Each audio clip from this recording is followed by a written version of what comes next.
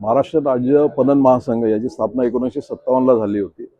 त्यानंतर आज पहिल्यांदाच भारतीय जनता पार्टीचा आज अध्यक्ष तिथं झालेला आहे आणि हे करण्यामध्ये आपले महाराष्ट्राचे लाडके मुख्यमंत्री देवेंद्रजी फडणवीस, तसेच गिरीश भाऊ महाजन, तसेच आमचे पणन मंत्री जयकुमारजी रावल, तसेच उपमुख्यमंत्री सुनेत्राताई असतील, शिंदेसाहेब असतील, या सर्वांचाच आम्हाला सहकार्य मिळालं.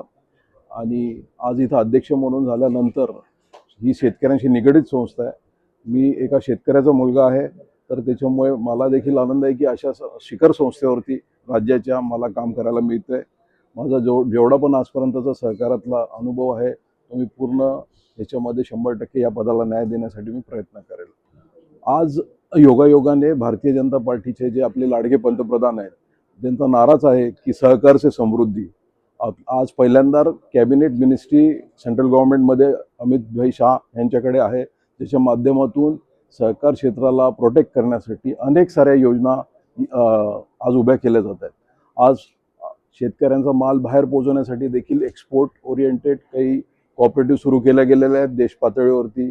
तसंच सीड कॉर्पोरेशन सुरू झालं आहे, नवीन ऑर्गॅनिकसाठी कॉर्पोरेशन सुरू झालेलं आहे.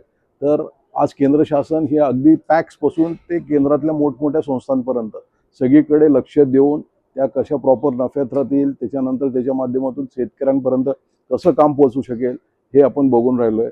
तर मला निश्चितच असं वाटतं की अशा काळात भारतीय जनता पार्टीच्या मुळे जिथं मला आज हे अध्यक्षपद मिळालेलं आहे आणि राज्यात आणि केंद्रात देखील हे सरकार असल्यामुळे मला मॅक्सिमम हा शेतकऱ्यांना बेनिफिट सहकार क्षेत्राच्या माध्यमातून आपल्याला तळागाळापर्यंत पोहोचवता येईल. आज जेवढ्या आधारभूत किमतीच्या संदर्भात काही पॉलिसीज आहेत स्टेट गव्हर्नमेंटच्या, तसं सेंट्रल गव्हर्नमेंटच्या काही योजना आहेत, या सगळ्या आपल्याला महाराष्ट्र राज्य मार्केटिंग मार्फत खालपर्यंत पोहोचवता येतात. म्हणजे आपला जो सिक्युअर्ड प्राईज असतो, शेतकऱ्यांना प्रोटेक्शन करण्यासाठी जो असतो, तर तो त्या प्राईजवरती काही बरेचसे धान्य, कडधान्य, तसंच आम्ही धान खरेदी हे सगळंच राज्य मार्केटिंग फेडरेशन मार्फत होतं आणि हे किती पारदर्शकतेने करता येतं याचा आम्ही प्रयत्न करू.